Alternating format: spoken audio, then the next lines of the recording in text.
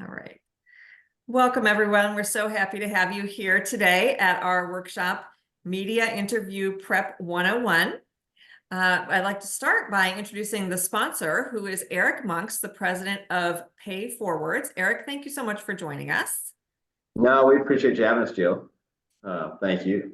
And just, again, thanks for having us. We look forward to kind of hearing what Lauren has to say as well. I know it's an important topic for any business kind of getting started, especially a small business. So.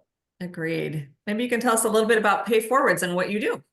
Yeah, so we are a full service payroll, HRS, time and labor, software and service business. So we're based here in Louisville, Kentucky.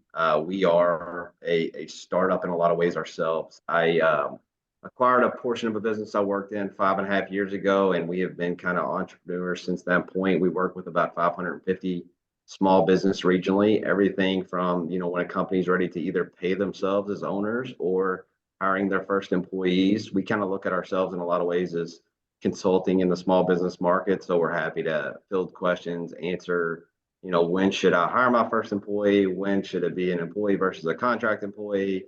And then as far as services go, we're a full service shop as far as offering a payroll software, as you'd see with the national provider, except offering a little bit more of an intimate service level, but really all the tools you need, and then really helping consult on that payroll, tax withholding, unemployment tax, all that fun stuff that goes along with payroll. Make sure you're in 100% compliance so you don't have to worry about that as a business.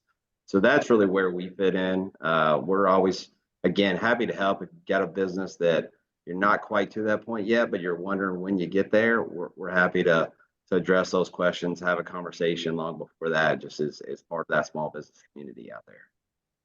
That's terrific. Thank you so much, Eric. We really appreciate your support of what we're doing and appreciate all the help that you give to all those entrepreneurs. It's really a critical piece for an entrepreneur to focus on what they do best and have somebody else do what they don't do best, which for a lot of entrepreneurs is not the back end of payroll, right? So thank you. No, and again, we appreciate you having us on. We're really looking forward to working with you all in 2024 and beyond, and just seeing where we can help. Again, I know it's a important topic, so happy to field those questions as they come up, throughout the year.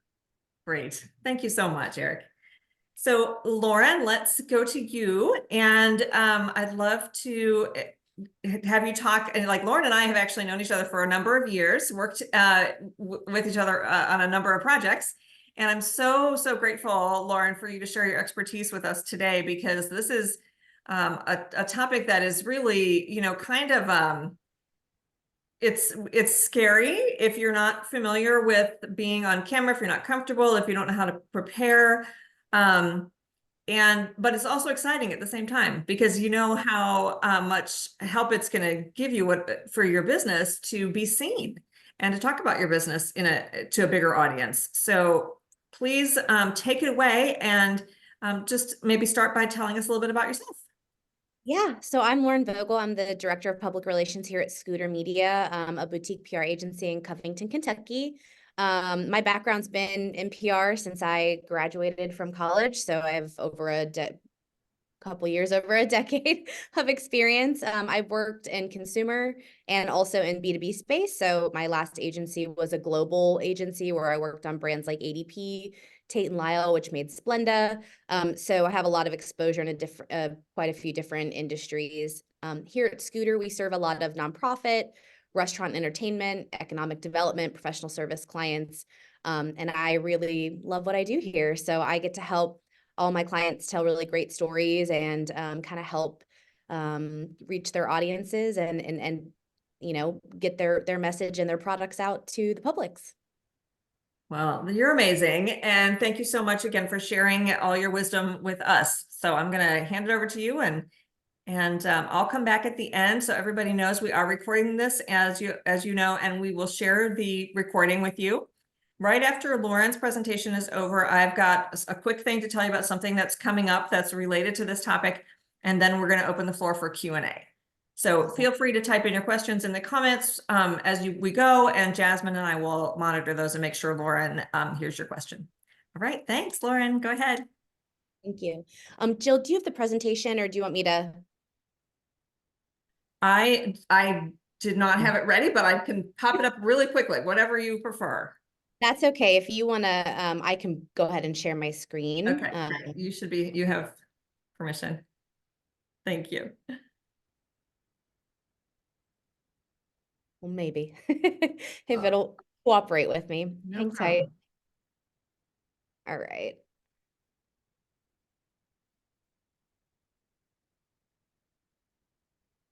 Okay, perfect. Perfect. Okay. Can you all see my screen? Yes. Perfect. And I'm trying to get this into presentation mode, but it's thinking. Awesome. All right. So kind of already told you who I am. This is just a very small smattering of some of the clients that I currently serve and work with. Today, I just want to walk through really quick what is public relations. I think there's some misconceptions about public relations. Want to talk a little bit about how to understand the media and learn more about their needs and kind of what works best for them. Want to talk about determining your message, because when you get these opportunities, you really need to make sure that's buttoned up before going into those opportunities. Want to also discuss how to build out a media suite. And then once you've landed the interview, how to prep for it and how to follow up with those folks as well to continue to foster those relationships. So public relations is a strategic communications process, builds mutually beneficial relationships between organizations and their publics. It's also the professional maintenance of a brand or personal image. So all of those kind of fall under that PR category. News coverage impacts everything from advertising campaigns to company credibility, visibility and awareness, brand image, website traffic. It's very cool and just solidifies what we do to see Google Analytics and see that City Beat was the #2 traffic driver, not only for the month that the article ran, but for months afterwards, since that lives on forever. It also does, of course, help with things like franchise development and investors. So it's really important when you get these opportunities, again, to make sure that you leverage them to their full capacity. There is a difference, of course, between what PR and advertising is. So PR is earned, so it doesn't cost anything. It's definitely more cost effective. Again, a lot of those links will live on forever. If you pay for an ad campaign, you get a month, 2, 3, 4 maybe, and then those ads go away. It can also reach a much wider audience, because a lot of these reporters will not only write their articles, but they'll share them on their personal channels. The stations will share them on social media, so they do get quite a bit of legs. And there's a little more credibility with these, right? When you're, as a consumer, when you look at an ad, you know it's paid. It's not quite as trustworthy as maybe like a roundup in City Beat of the top 5 things to do this weekend, right? So there are some really great benefits to PR versus advertising, and advertising campaigns can be pretty expensive. So now we'll talk about understanding the different types of media and kind of how to work with them and what they really need to do their jobs. We'll discuss print, digital, television, and radio. So print reporters are typically beat reporters. What that means is they cover specific industries. So reporters at the Inquirer, reporters at the Business Courier, they will typically cover one topic. So there'll be like a real estate and development reporter, a restaurant reporter, a Northern Kentucky reporter. It's really important that you make sure you do your research before reaching out to them to make sure that your company, your product, your brand, your service is a fit for that beat.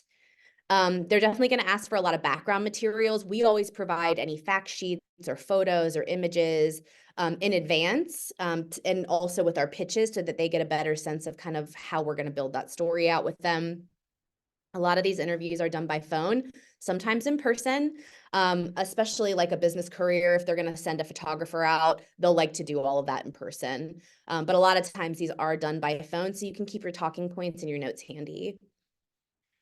Print outlets are also, as we know, now looking for digital assets. So it's not just a one and done with print. They're also looking for things like, can we send a photographer in to do a slideshow on your new space? Or like, what sort of video assets do you have that we can leverage for social media? So they really are looking for things beyond that print space now, since those avenues are dwindling kind of quite a bit. And then, of course, there are different frequencies of print publication. So there's a daily, like an Inquirer, a weekly, like a Business Courier, and a monthly, like trade publications or magazines. And how you approach them and pitch them is going to be very different. So, for example, If you want to get in Cincinnati Magazine's May edition, you should be pitching them no later than the end of this month, early next month. They have a really long lead time. It takes a lot for them to pull all the content together and then send it to print. So you really have to plan a little bit more for some of those print publications to make sure that you're getting into the issues that you want to. So there's a couple places where you can find those editorial calendars that map out which issue is going to focus on specific topics. Look for the ad information and you'll usually be able to find it there. Dailies and weeklies, they're kind of more burn and churn. A lot of them have digital presence, so you can pitch them kind of ongoing. Now with digital, a lot of these reporters, especially national ones, are generalists. So they cover a lot of different topics. There are a lot of freelancers that we work with at a national level. Here locally, they'll typically just work for one publication, but they're wearing a lot of hats and covering a lot of different topics. We oftentimes see them run news as it's written. So if we put together a press release, if it's written really well and they have the assets that they need, they will run it as is and they will credit it to the staff. Like if you ever see an article that says staff, that's usually provided by an organization and fact checked on their end. When you do go to send them different items, make sure that you don't have any PDFs attached when you send it. Their inboxes, I think I spoke to one national reporter who said she has over 1,000 emails a day from people pitching her ideas. So as you can imagine, their inboxes get pretty jammed up. You want to make sure that you don't have anything that could get stuck in a filter on their end. So really make sure that you're not attaching anything. They also will never tell you that they've published their content. Some of them, if you have a really good relationship, they'll give you a heads up. So you'll also want to keep your eyes peeled for that when you know it's going to run. There's a couple follow-up questions you'll ask when you get these opportunities, and we'll talk about it. And one of my favorite questions is, when do you expect this to run, so that I know when to look for it from my clients. They, again, are also looking for all different types of content, video, photos, infographics, etc. So the more that you can provide to them, the more likely they'll run your story. You have to have at least one image, if not two. They will not run anything without an image. So again, if you want to increase the likelihood of getting some coverage, make sure that you have at least one or two really nice high quality photos to go with that content. They're on a 24-hour news cycle, so they publish constantly. They also have newsletters that are distributed daily or weekly. So make sure that you're signed up for those, because you could see a link to your article in those as well. And then there are ones that definitely look to see how you support them. So for example, when we have an article with a client run, we like to share it on their social media channels, tag the reporter, and then tag the outlet, thanking them for their time and for coming out, and then sharing a link to the article. Television, you have about 3 minutes or less for a television segment, unless it's a package story. And even then, the final piece that runs is no more than 3 to 4 minutes. So you have to be really concise and on message with these opportunities. There's different types of television segments. There's the live or in studio or on location, and then there's the taped. So in the live instances, you also need to make sure that you have your messaging ready to go, because it is live. There's no editing. You got to be buttoned up. The taped ones will give you a little more wiggle room and opportunity to kind of take a couple different takes, if that makes sense. TV relies on what you can see. So whenever you go in studio, you always want to make sure that you have good visuals with you. So an example of this is we work with Meet NKY and the Beeline. We make sure that when they come, they've got bottles of bourbon. They have, sometimes it's a cocktail demonstration. So there's a lot going on that's very visually stimulating. They'll have like a bourbon barrel head with the Beeline logo on it. So we always want to make sure we're thinking about visually how we can tell the story and make it really interesting or enticing. It's the same if they're coming into your space. Make sure that the space is cleaned up, that you're showcasing your product or you have it out somewhere. If they've asked you to do that, sometimes too, you want to be mindful that it's not too ad heavy. They're very, very cautious of that.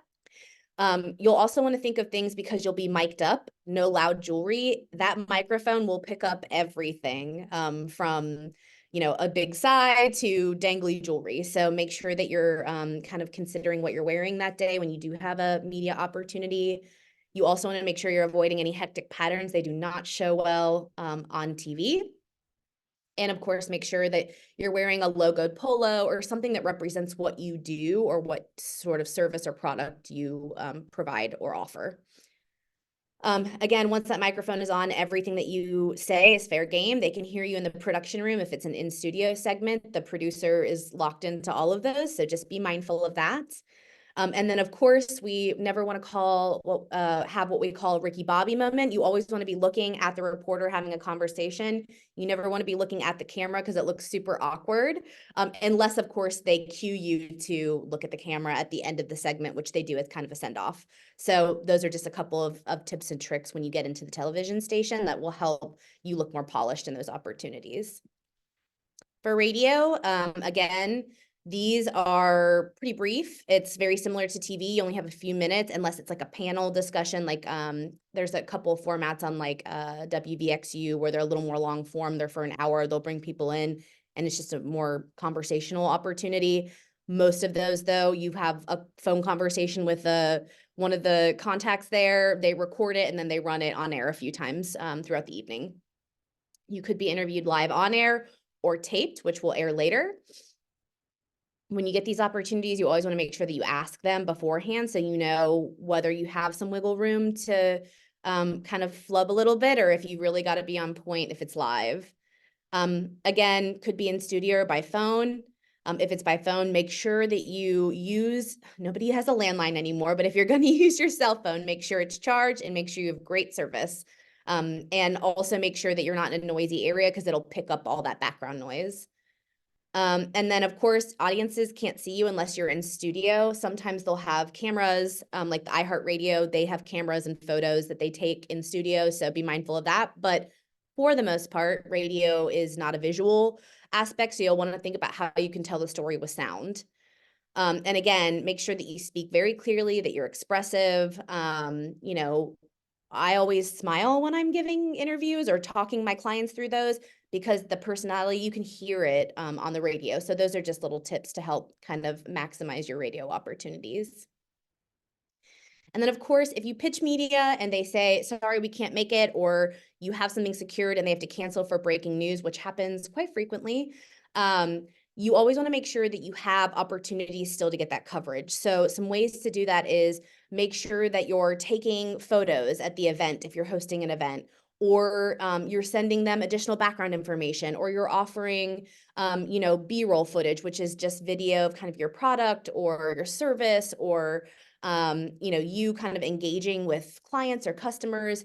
There's a lot of different ways if you provide them with those materials that they can leverage them for things like desk reads. Like if you're watching the nightly news and they do like a brief read of some event and you see kind of some coverage of the event, that's what we call B-roll. And you can shoot that on site and then send it to them later and they can use that to kind of give a recap of the event or the opportunity maybe that they missed and weren't able to send somebody out to.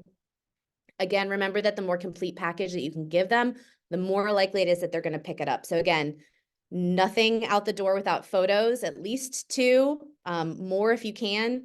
And then obviously make sure to let them know who you can credit those photos to. They will always ask that because of copyright rules and regulations that they have to follow on their end. What the media needs. They need accurate, useful, and timely information that's of interest to their audiences. They need reliable and well-prepared sources. I cannot stress this enough. So practicing before you get these opportunities is really critical. They are not shy about asking you not to come back if it doesn't go well. So you really have to make sure that you're prepared for these when you get the opportunities. There's, we offer services to train people to kind of navigate those conversations. But again, at the end of the day, these folks are really here to help you reach your audiences and they want the segment to go well almost as much, if not more than you do. So they're really on your side. It's really a conversation. Just remember who you're talking to on the other end, which is their audience. Again, good visuals. I can't stress this enough. Data, sound bites, anything that you can provide to them. They are hungry and eager and ready for it. Responsive. So their news cycles work very quickly. So when you get an email, do not sit on that email for more than a day. You will lose the opportunity. For us, we respond right away like, hey, I'm checking to see if this works with their calendar. I'll get right back to you. Even if you have to check with a couple other people to pull them in, always try to respond right away so that they know that they can rely on you to schedule this, but also to show up. And then, of course, make sure that you're pitching them relevant information to their beat and their audiences. You would never want to pitch a restaurant writer, a real estate and development story. It's not relevant to them and it's not relevant to their audiences. So really be mindful about that when you go into those opportunities.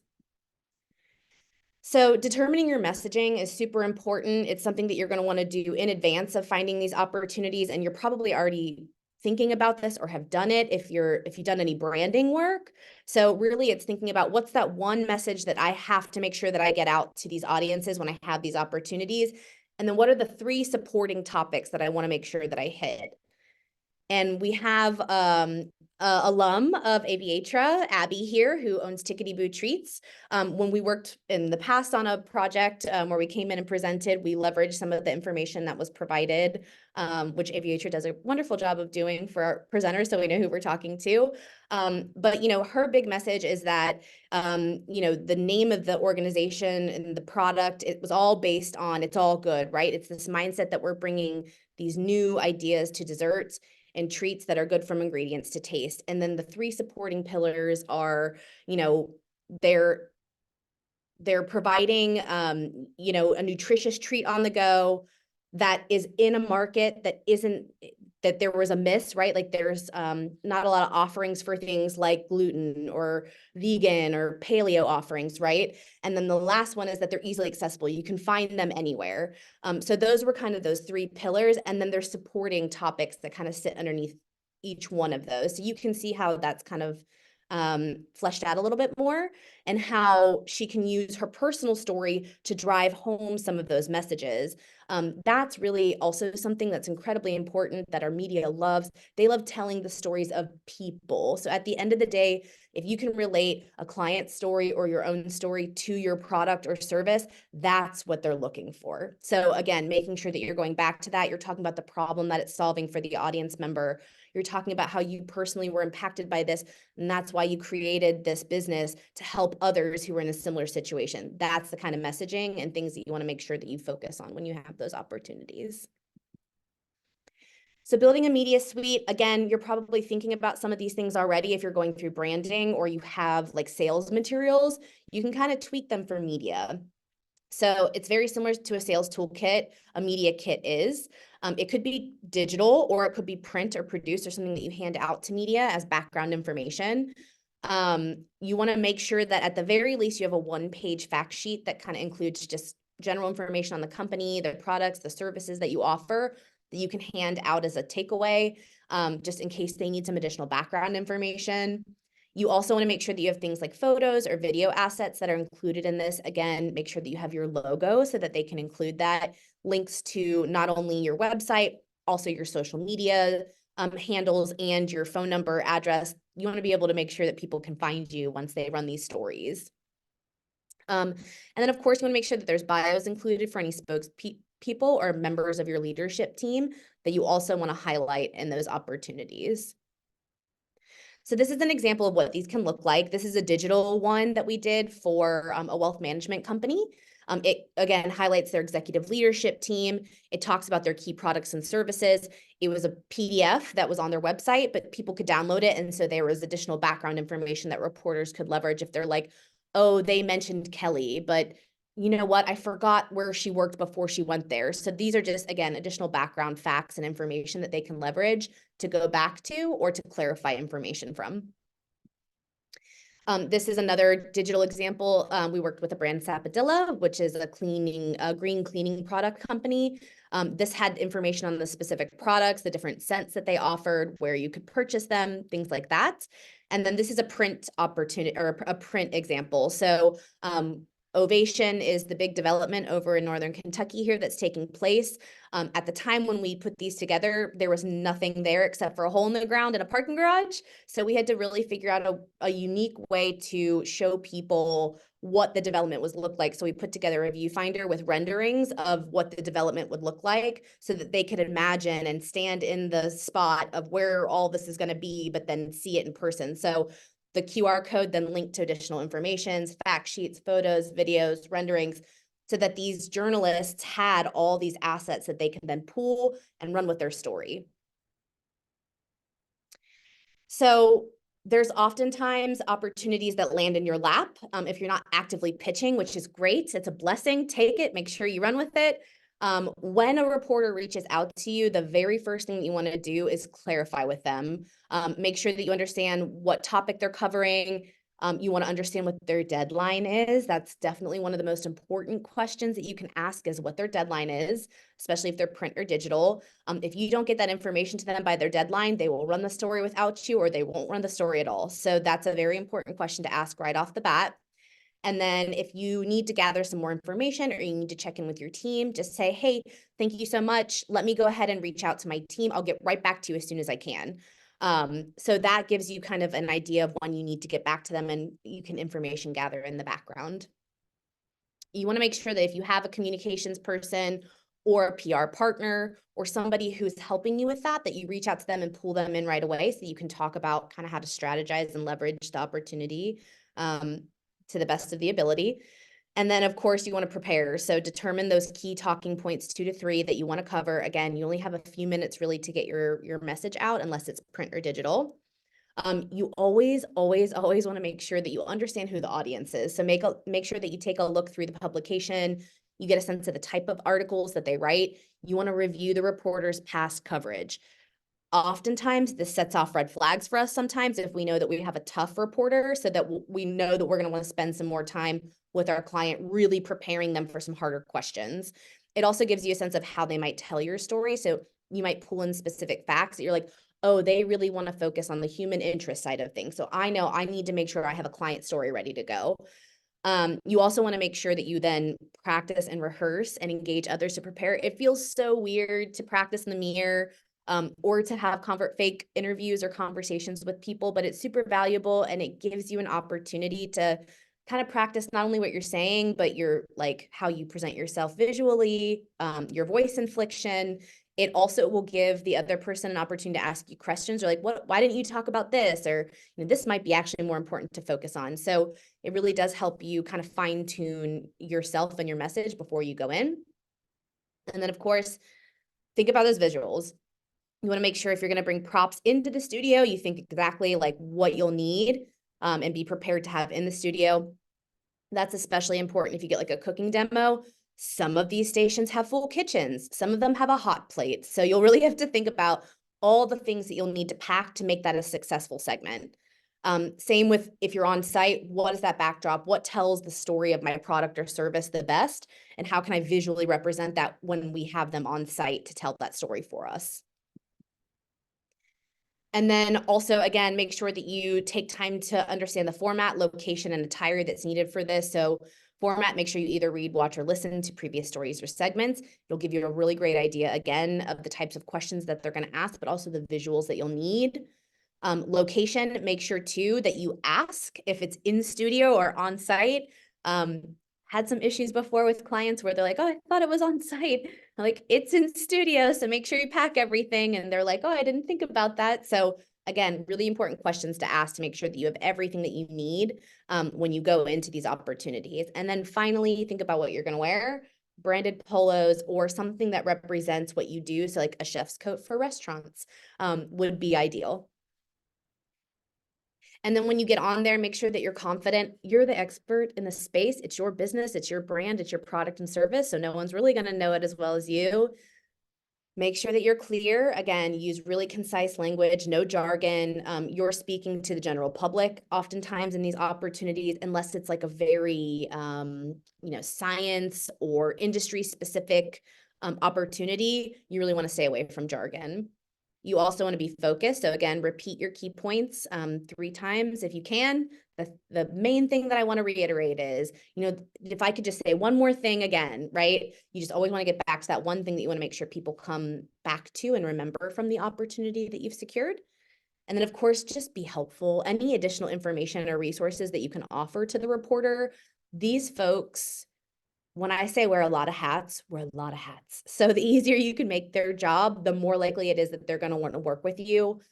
We've been really lucky. We have quite a few reporters here locally that will call us when they're like, I don't have anything. Do you have anything that's going on? And can you help me fill this space that I have to figure out what to do with? because we've proven, again, that we can be helpful and resourceful. And even if it's not our clients, we have other people that we can toss them to. So you always want to try to be as helpful as you can to them when they're asking you for resources or information. So some key do's and don'ts. Weave in your key messages into responses is definitely a do. Stop talking after the question's been answered. Sometimes we ramble when we get nervous. It's not going to look great on air. Sometimes you can spill things that are not for public information just yet. So we always, when we do media trainings, we talk to our folks about, okay, once you've answered the question, it might feel awkward, but stop talking because your natural human nature is you're going to want to fill that empty space. Make sure that you share facts and anecdotes to demonstrate credibility. You want to be comfortable, positive, sincere, and then always honest. Do not lie. If you don't know the answer to something, it's always okay to say, you know what, I don't know the answer to that. Can I get back to you on that? Or, you know what, let me send you a link over. I have to do some digging to find that resource that I just noted. And then correct any misinformation used by a reporter. Sometimes this happens, they hear something a certain way and you're like, well, actually, it's okay to do that, to correct them and say, well, actually, you know, here's really what we're trying to achieve. If it's not quite right, they don't know what they don't know. So again, knowing your facts and figures, helping them with that messaging is going to be really important. Some big don'ts. Do not express an opinion without fact. It will not look good. It always comes back to bite you in the butt. Don't answer incorrectly. Again, it's okay to say, you know, I don't know. And then you can say, but what I can tell you is, and you can loop back to the information that you feel comfortable with. Again, don't use technical or industry jargon if it's not an industry specific publication that you're talking to. Don't say no comment or offer information off the record. Nothing with a reporter is off the record. They will always have that in their brain. And even if you have a really good relationship with them and they haven't burned you yet, they'll ask you about it until you have information for it. So it's really something that we recommend not doing. There's very, very rare instances where you'll be able to do that. And then the no comment thing honestly just looks like you're not willing to work with them and they're going to find the information elsewhere. So as much as you can be honest and open, that's what we recommend instead of saying no comment or giving information off the record. Again, don't discuss competitors or engage in gossip. It doesn't look good and opens you up for a world of trouble. And don't get too casual. At the end of the day, reporters are reporters and they are very good at their jobs. So be very careful what you share with them, even if you think that they're friends of yours. If you do feel like you need more training or support, spokesperson training is a great way to get some of that. There's some tools and tricks that we offer up to folks. We work with executives to help them for more difficult conversations with media. This training can really provide general preparation for all types of interviews, but really some more of those hard-hitting ones. It will just strengthen the existing interview skills that you have and enable you to really own every interview. And then, of course, it empowers you to fully leverage those opportunities and it really enhances your confidence. Oftentimes too, when we do those trainings, we find things like, oh, this person doesn't like a reporter in their face. And when they have a microphone directly in their face versus like standing at a podium, they're not going to be, the interview isn't going to go as well. So we talk about like, how can we create a better environment for your interviews that will make you more comfortable? Or I noticed that you're fidgety when you're doing an interview. Like, let's talk about some things that you can do in the background that will help you kind of stand your ground and look more secure when you're taking those opportunities. So it's not even just in answering the questions. Sometimes it's about how you present and your comfort level in those opportunities too.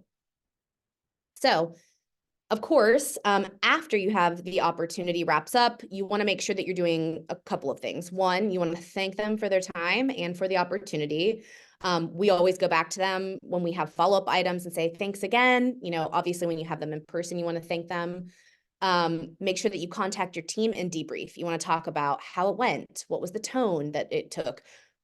Also, so that you can give people a heads up if it's not going to go well. You want to make sure that you flag it so that people aren't sharing it on social media if you have a social media person who's managing those pages. Always make sure that you follow up directly with the reporter as soon as you can with any follow-up items that you've promised, whether it's photos, statistics, links to different resources. Always make sure that you ask them when that's going to run or air. Sometimes it's right away. Sometimes it's live. Sometimes it's in 2 to 3 weeks. So getting a good sense of when it might run will also help you know when to start looking for that coverage. And then finally, when the article does go live or the segment is live, you want to make sure that you review it and take a look at what worked, what didn't work, what you want to change or say differently the next time. That honestly, it is super uncomfortable to watch yourself on camera and to hear your voice. I'm also one of those people who feels uncomfortable with that, but it really helps you identify like, oh, I said like a lot and I didn't realize how much I said it. So it really can help you kind of hone in on some areas that you can refine for the next time you have an opportunity. And then, of course, make sure that you're amplifying those stories because, again, those reporters, the newsrooms are shrinking, the ad dollars are shrinking. So the more you can amplify their content, the more likely it is they'll want to continue to work with you. And honestly, it's doing a favor because they're telling your story for free. So it builds a relationship with those folks. It makes them want to engage with your brand because oftentimes we'll have reporters that will share directly from our brand page. If we get a photo of them, Ken Baker is really great at Fox 19 about this. He'll come out on site. We'll get a photo in the background of him kind of talking to the client. We'll tag him from the brand page and then he'll share it to his page. So it increases your social media reach too and theirs. It's really kind of a win-win for everybody. And that is kind of the formal portion of the agenda. I wanted to make sure that if you guys had questions, that we had plenty of time to run through those. My friend, that was amazing. That is so much information. You just like boop, boop, boop. It's gonna take like you have to kind of like let that settle. I'm really glad we're recording this because I'm sure everybody's gonna want to go back and like revisit all that stuff. That was amazing. Really, really interesting. I cannot wait to get into the questions. I did want to share something with everybody that we have coming up. So let me do that really quick. And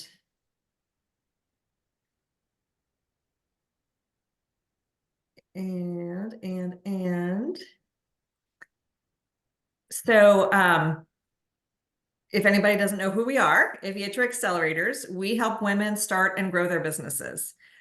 We offer coaching and education, resources, and community, and our goal is to help women grow faster and with more confidence.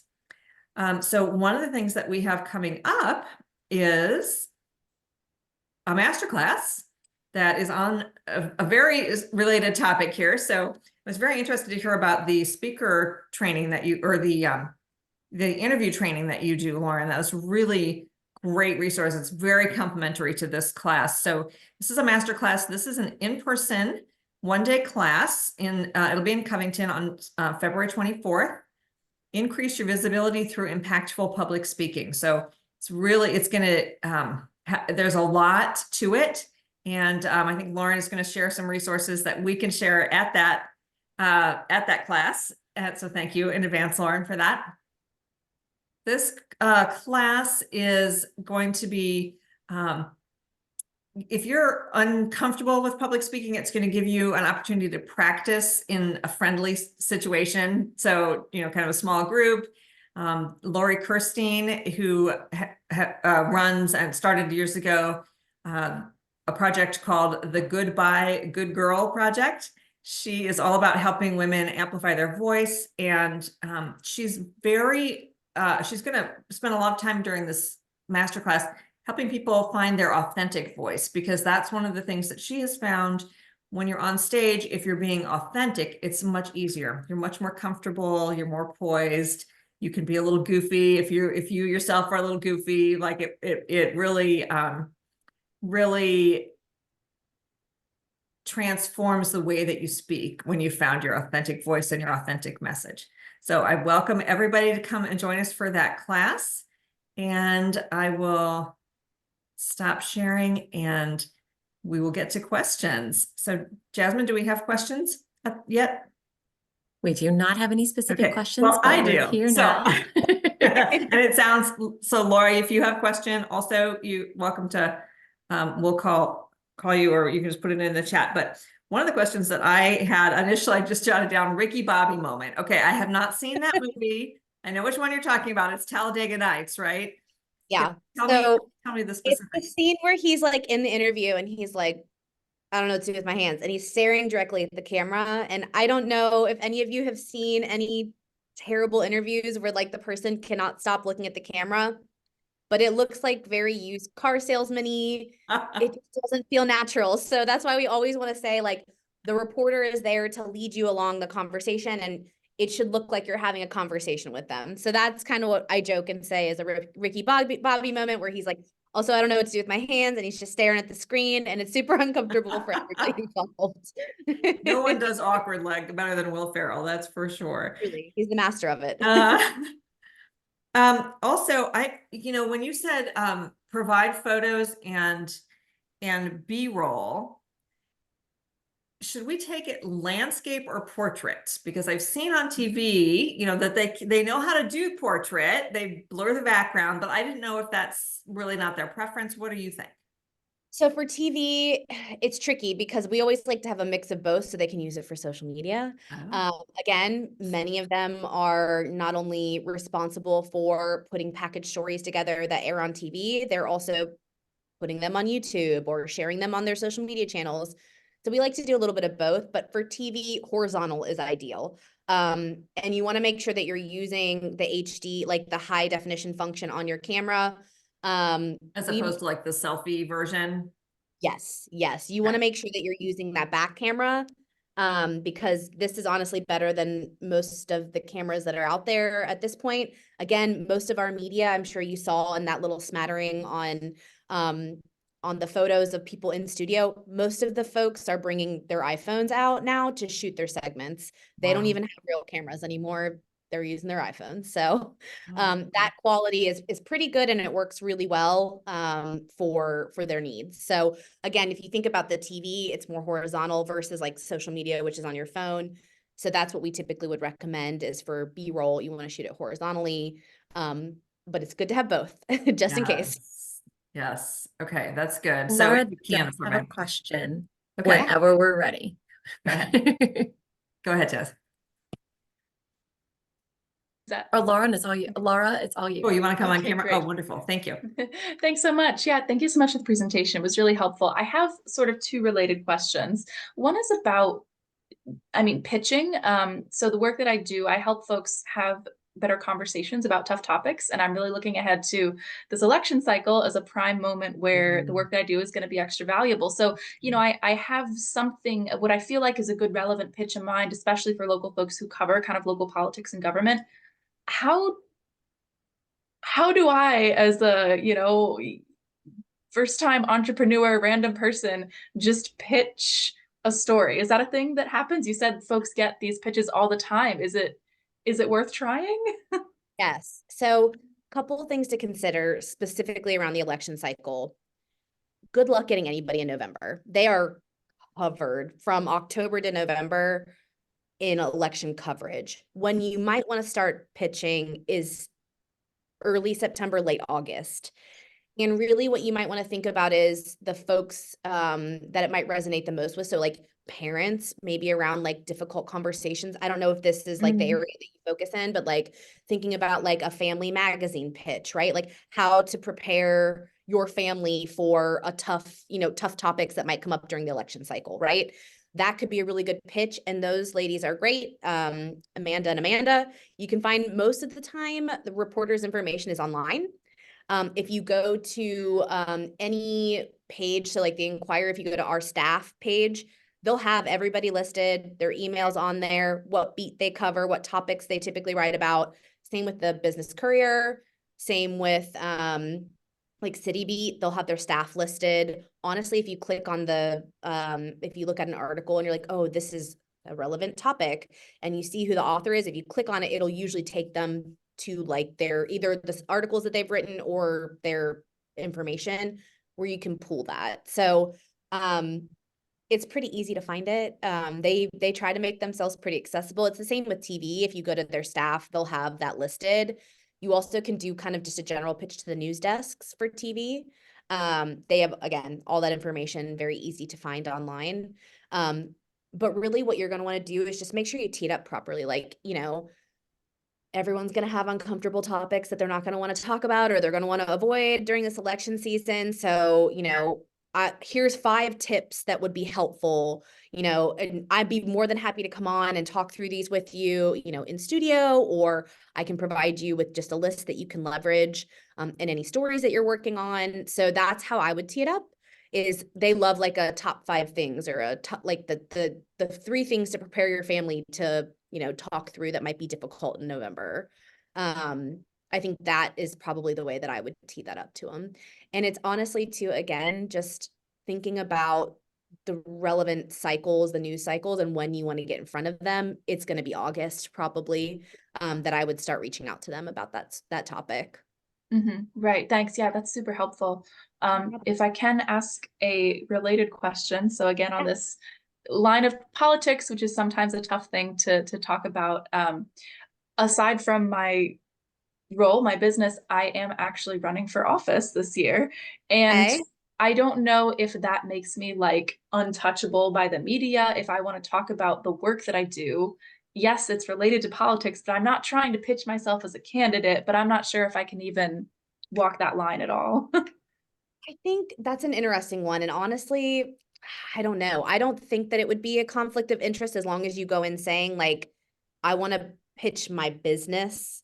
I wouldn't even note anything about like running for like in that pitch. I would focus on that. They'll be able to see that you're a politician or that you're running for that when they look you up. But I would say like I really want to focus on like how to help people through having hard conversations this November.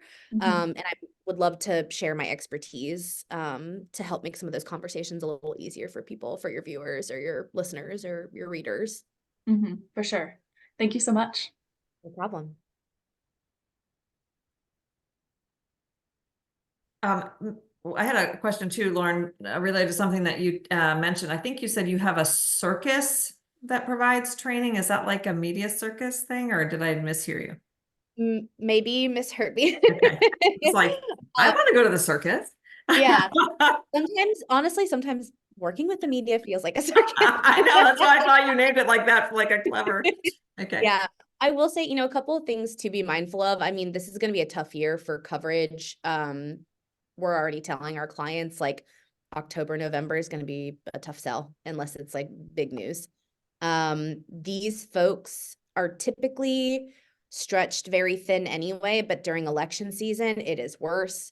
They are getting absolutely bombarded with every rude person from here to Dayton giving their opinions. So just be mindful of that. Like they're humans, they deal with a lot.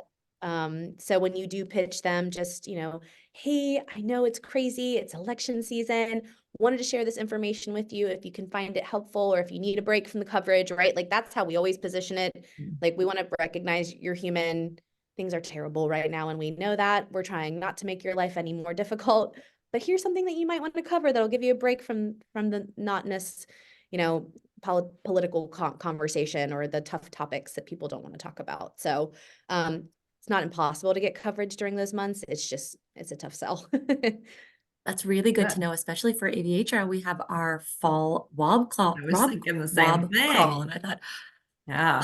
in OTR specifically, like, we get a lot of coverage naturally in the Covington area, and we're here and people know us. For our April one is easy for us to sort of get the word out, but in OTR, we're maybe not as present there. So we City had- would be a good one for that. I think if you can talk about like highlighting the businesses over in OTR and how that would be a great opportunity. And if you send them the calendar information like a month in advance, they can work that into their like things to do. Okay. They'll typically have like a file folder where they'll save that information. So,